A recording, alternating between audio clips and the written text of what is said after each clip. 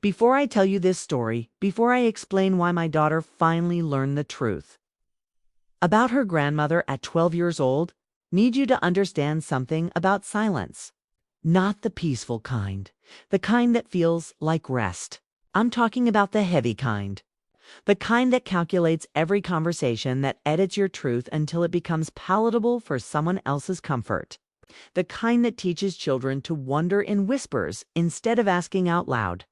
My name is Rachel Thompson, and I'm 39 years old. For 12 years, I maintained a silence about my mother that was designed to protect my daughter. I thought I was being noble. I thought I was being the bigger person. I was wrong. This is the story of how that silence broke. What happened after, and why sometimes the truth, however painful, is better than the lie of omission. Let me start at the beginning. Not with my daughter's question, but with my mother. With the woman who gave birth to me and spent the next 13 years punishing me for existing.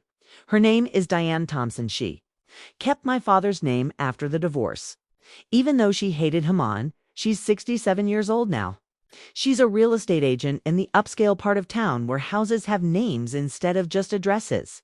She wears expensive clothes, drives a luxury car, and has the kind of polished exterior that makes people assume she's warm and successful. She's successful, I'll give her that. Warm. That's where the reality diverges from the performance. My parents divorced when I was 8. My father left for another woman, as they usually aren't. My mother never recovered from the betrayal. But instead of directing her rage at my father, who actually deserved it, she aimed it at me. I looked like him, apparently. I had his laugh, his sense of humor, his tendency to daydream. Every trait I possessed that reminded her of him became a reason to criticize, to diminish, to make me feel like I was fundamentally flawed. "You're just like your father," she'd say whenever I disappointed her, which was often. Selfish, thoughtless, always thinking about yourself. I spent my childhood trying to prove I wasn't like him. I was quiet when she wanted peace. I was helpful when she needed assistance. I excelled in school to make her proud. None of it mattered. She'd already decided who I was. And no amount of evidence to the contrary would change her mind. When I was 16, I started dating a boy named Marcus. He was kind, funny, and came from a stable family that actually seemed to enjoy each other's company. My mother hated him on sight. "He's not ambitious enough for you," she said after meeting him once. "You'll end up supporting him your whole life." Marcus went on to become a successful architect. But my mother had never been concerned with actual facts. She was concerned with maintaining her narrative that I had terrible judgment and would inevitably ruin my life. I married Marcus when I was 22. My mother attended the wedding but spent the entire reception telling relatives I was too young and making a mistake. She gave a toast that started with, "I hope Rachel proves me wrong," and ended with, "But history tends to repeat itself." People laughed uncomfortably. Marcus squeezed my hand under the table. I smiled through it because that's what I'd learned to do. Smile through her cruelty and pretend it was love. When I got pregnant at 26, I was terrified to tell my mother. Not because I wasn't ready Marcus and I had been trying for a year, but because I knew she'd find a way to make it about my inadequacy. I was right. "Are you sure you're ready for this?" she asked when I told her. "Children are expensive. Demanding, you've always been so. Fragile emotionally. I just worry you won't be able to handle it." Fragile emotionally. As if my entirely reasonable reactions to her constant criticism were character flaws rather than survival responses. When my daughter Sophie was born, I had this naive hope that my mother would soften, that becoming a grandmother would unlock some capacity for love she'd kept hidden. I'd read stories about difficult mothers who transformed when they held their grandchildren. I thought maybe Sophie would be the thing that finally made my mother see me as something other than a disappointment. For the first few months, it seemed possible. My mother visited the hospital. She held Sophie carefully, like she was expensive china. She said Sophie was beautiful, which she was. I let myself believe that maybe this would be different. Then Sophie started crying during one visit. Just normal baby crying. She was hungry and tired. My mother handed her back to me immediately. "You need to get her on a schedule," she said. "A baby this age shouldn't be crying like that." "My children never cried like that." "All babies cry," I said, bouncing Sophie gently. "Not like that. You're doing something wrong." And there it was. The same pattern now extended to my parenting. I was doing it wrong. I was inadequate. And my mother was there to make sure I knew it. Over the next few months, her visits became less frequent and more critical. Sophie wasn't sleeping through the night. My fault for not sleep training properly. Sophie had a diaper rash. I clearly wasn't changing her often enough. Sophie was fussy during a visit. I was raising her to be difficult by the time Sophie was 6 months old. My mother's visits had dwindled to once every few months, and each one left me feeling worse than before. Marcus noticed. "She makes you miserable," Kay said after one particularly brutal visit where my mother had spent an hour cataloging everything I was doing wrong. "Why do we keep inviting her over?" "She's my mother," I said, "and Sophie's grandmother. I can't just cut her off." "Why not?" I didn't have a good answer. Just years of conditioning that told me family was family, and you endured them no matter what. When Sophie turned 2, my mother missed her birthday party. She said she had an open house that day, a work obligation. I understood, or tried to. But then I saw on Facebook that she'd actually gone to a spa day with her real estate agent friends. The open house had been a lie. I didn't confront her. I just absorbed it. Added it to the growing pile of small betrayals and disappointments that defined our relationship. The visits became even less frequent after that. Maybe 4 times a year: Christmas, Easter, Sophie's birthday sometimes, and one random visit where she'd show up unannounced, stay for 30 minutes, criticize something about my house or parenting, and leave. Sophie started noticing around age 4. "Where's Grandma?" she'd ask. Other kids at preschool had grandmas who picked them up, who came to recitals, who were present. Sophie had Marcus's mother, who was wonderful, but she lived 3 states away and could only visit a few times a year. My mother lived 20 minutes away. "Grandma's busy with work," I'd say. Which was technically true, but also a lie of omission. By the time Sophie was 6, the questions were more pointed. "Why doesn't Grandma come to my school stuff? Why doesn't Grandma want to see me? Does Grandma not like me?" "She likes you," I'd assure her. "She's just ... busy. And she's not very good at showing love. But she does love you." Another lie? Or maybe wishful thinking disguised as truth. I honestly didn't know if my mother loved Sophie. She certainly didn't show it. The breaking point came when Sophie was 8. It was her school place. She had a small part as a tree in a production of The Wizard of Oz. She was so excited. She'd practiced her lines, which consisted of waving her branches menacingly during the tornado scene for weeks. "Can we invite Grandma Diane?" she asked. My stomach sank. "We can invite her. But honey, she might not be able to come." "But if we invite her, maybe she will." So I called my mother. I left a voicemail with the date, time, and location. I texted her. I even mailed a physical invitation that Sophie had made construction paper with glitter and the words, "Please come see me. Be a tree. Love, Sophie." My mother never responded. The day of the play came. Marcus and I sat in the audience with our camera ready. Marcus's parents had even flown in to see Sophie's big moment. The play started. Sophie was perfect, menacing, tree branches and all. After the play, Sophie ran up to us, still in her tree costume. "Did you see me? Was I good?" "You were perfect," I said, hugging her. "Did Grandma Diane come?" I looked around the auditorium, even though I'd been looking all night, and knew my mother wasn't there. "No, honey. She couldn't make it."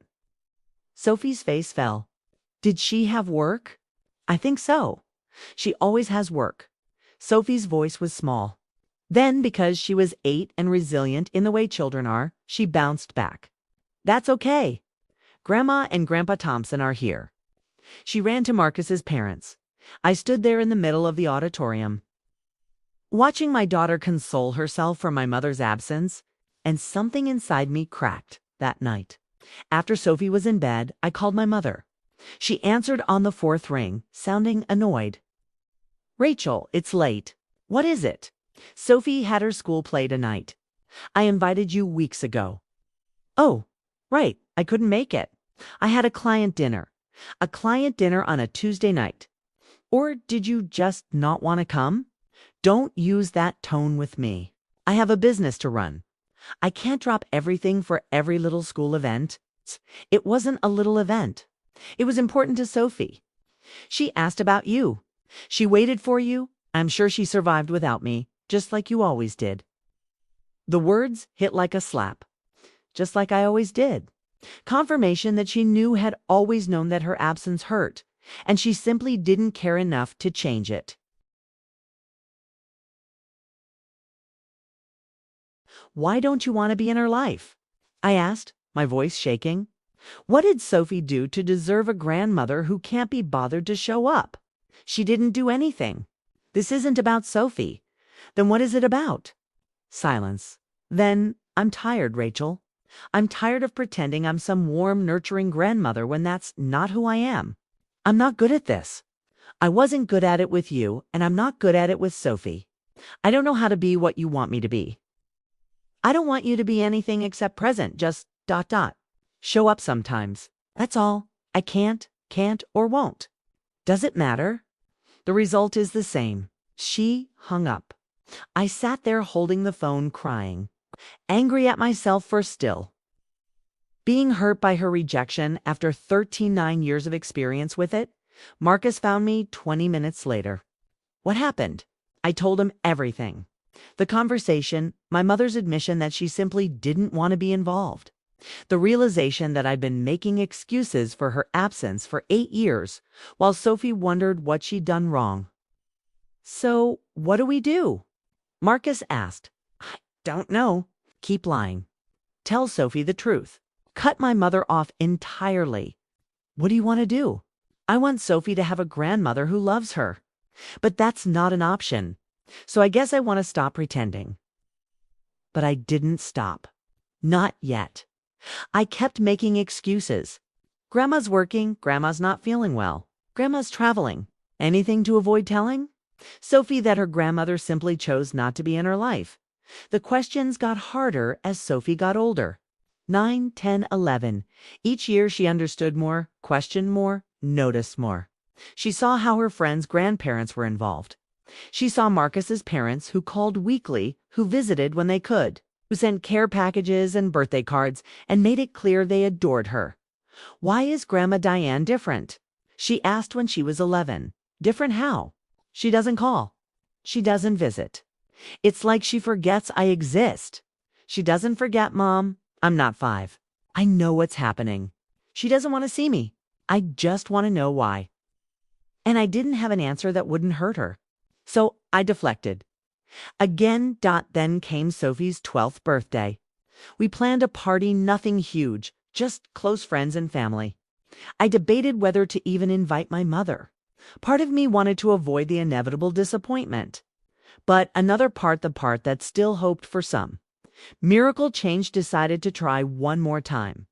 I called her 3 weeks before the party. Sophie's turning 12. We're having a party at our house. Can you come? What day? I told her I'll try. Mom, please don't say you'll try unless you mean it. Sophie's old enough now to understand when people don't show up. If you can't come, just say so. Said I'll try, Rachel. That's all I can promise. She didn't come. The party was wonderful. Sophie was surrounded by friends. By Marcus's parents who'd made the trip. By the chosen family we'd built over the years.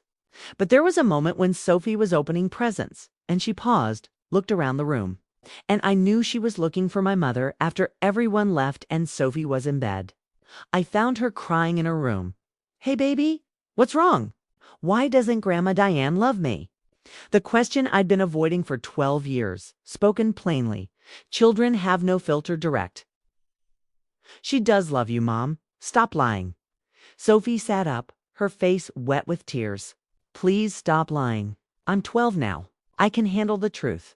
Whatever it is, it's better than you pretending everything's fine when it's not. I sat on the edge of her bed, my heart breaking. She was right. She deserved the truth. She'd earned the truth by spending 12 years wondering what was wrong with her. "Kay," I said, "you're right. Grandma Diane doesn't visit because she doesn't know how to be a grandmother. And that's not your fault. It's not because of anything you did or didn't do. It's because she has limitations, emotional limitations that make it hard for her to be close to people. Did she not visit you when you were a kid? She was there physically. But emotionally? No, she's never been good at that. Were you sad?" "Yes." "Are you still sad?" "Sometimes. But I learned that her limitations don't define my worth, just like they don't define yours." Sophie was quiet for a long moment. "Then why did you lie to me for so long? Why didn't you just tell me the truth?" "Because I wanted to protect you from feeling the way I felt growing up. I didn't want you to know that your grandmother chose not to be involved. I thought if I made excuses, you'd believe she was just busy instead of just ... not interested. But that made me think it was my fault. Like if I was better or more interesting, she'd want to see me." Those words gutted me. My attempt to protect her had caused exactly the damage I'd hoped to prevent. "I'm so sorry," I whispered. "I was wrong. I should have been honest with you. You deserved the truth. Are we going to keep inviting her to stuff? You want to?" Sophie thought about it. "No, if she doesn't want to come, I don't want her there. I don't want to keep waiting for someone who's not going to show up." "That's fair." "Are you going to be sad if we don't see her anymore?" "Maybe, but I'll be okay. And you'll be okay. We have people who love you as Dad. Grandma and Grandpa Thompson, our friends. We don't need people who choose not to show up." Sophie nodded. Then she hugged me and we cried together, her mourning the grandmother she'd never really had. Me mourning the mother I'd always wanted but never got. The next morning, I called my mother. I didn't yell. I didn't cry. I just told her clearly. Sophie asked, "Why you never visit?" I told her the truth, that you don't know how to be close to people, and it's not her fault. I also told her we're not going to keep inviting you to things if you're not going to show up. If you want to be in her life, you need to actually be in her life. Show up, call her. Make an effort. Otherwise, we're done making excuses for your absence. My mother was silent. "Then that's probably for the best. I'm not cut out for this grandmother thing." "No, you're not. And that's a choice you're making. I want you to own that. Don't tell yourself you're not cut out for it like it's some personality trait you can't control. You're choosing not to show up. That's the truth." "Fine. I'm choosing not to show up. Are you happy now?" "No, but I'm honest. And that's more important." I hung up. And I didn't call her again. The next few months were strange. Sophie seemed lighter somehow. Like releasing the burden of wondering why her grandmother didn't love her had freed up space for other things. She focused on school, her friends, her art. She didn't ask about my mother. She didn't seem sad about the absence. She just moved on. Marcus's parents increased their calls to Sophie. They'd always been good grandparents, but after they learned what happened, they went out of their way to fill the gap my mother had left. They called weekly. They sent care packages. They made Sophie feel chosen and loved. I went to therapy. I needed to process 39 years of maternal rejection and 12 years of trying to protect my daughter from the same pain. Dr. Sandra Martinez was patient with me as I worked through anger, grief, and the complicated relief of finally admitting the truth. "Do you regret waiting so long to tell Sophie?" Dr. Martinez asked during one session. Yes and no. I regret that my silence made her think it was her fault. But I don't regret trying to protect her from pain. I just wish I'd understood sooner that honesty is its own form of protection. 6 months after that final conversation with my mother, Sophie asked me something unexpected. "Do you think Grandma Diana's happy?" "I don't know why." "Because she seems really alone. She doesn't have us." "Does she have anyone?" The question surprised me with its compassion. Sophie wasn't asking out of obligation or guilt. She was genuinely curious about another human's well-being. "I think she has friends, colleagues. But no, I don't think she has anyone close. She's built a life that keeps people at a distance." "That's sad." "It is. Do you think she knows it's sad?" "Maybe. Or maybe she's convinced herself she's fine. Sophie thought about that. I'm glad we're not like that. I'm glad we tell each other the truth even when it's hard. Me too, baby. A year after our last conversation, my mother reached out. Not to me too, Sophie. She sent a card in the mail. It said, "Dear Sophie, I know I haven't been the grandmother you deserved. I don't have a good excuse except to say that I'm not good at being close to people, and I've let that limitation hurt you. I'm sorry. I don't expect you to forgive me or want a relationship with me. But I wanted you to know that my absence isn't about you. It's about me. You are smart, talented, and kind. I hope you remember that. Grandma Diane Sophie showed me the card. What do you think I should do?" "What do you want to do?" "I don't know. It's a nice card. But I don't really want to see her." "Is that bad?" "No. You get to decide who's in your life. If you want to write back, you can. If you don't, that's okay too."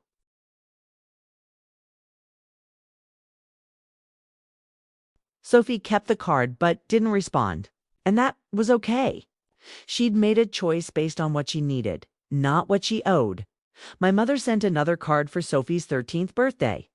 And her 14th, small gestures that acknowledged Sophie's existence without demanding a response. Sophie kept the cards but didn't reach out. I think my mother was trying, in her limited way, to do what I'd asked, be honest about her limitations, while also showing some recognition of Sophie's worth. It wasn't enough to rebuild a relationship, but it was something. Now Sophie is 15. She's thriving an honor student, a talented artist surrounded by friends who adore her. She knows the truth about her grandmother. She knows that some people aren't capable of the love you need from them. And she knows that their limitations don't define her worth. She said to me recently, "I'm glad you finally told me the truth when I was 12. I know it was hard, but it was the right thing, even though it hurt." Yeah, because the not knowing hurt worse. At least with the truth, I knew it wasn't my fault. That's what I learned. Silence, even well-intentioned silence. Create space for children to fill in the blanks with their own inadequacy. The truth, however painful, gives them something solid to stand on. It says, this is what's real. This is what's happening. And it's not because you're unlovable. It's because someone else has limitations. My daughter asked why her grandma never visits. For 12 years, I deflected. And then I told her the truth, because her grandmother chose not to show up. And that choice, while painful, belonged to my mother, not to Sophie. Some people will tell you that honesty is cruel, that children should be protected from hard truths. But I've learned that protecting children from truth doesn't protect them from pain. It just teaches them that pain should be hidden, that difficult emotions should be buried, that asking questions makes them a burden. Sophie deserved better. She deserved a grandmother who showed up. She deserved a mother who told her the truth. She got one of those two things. And that, I've learned, is enough. Asterisk.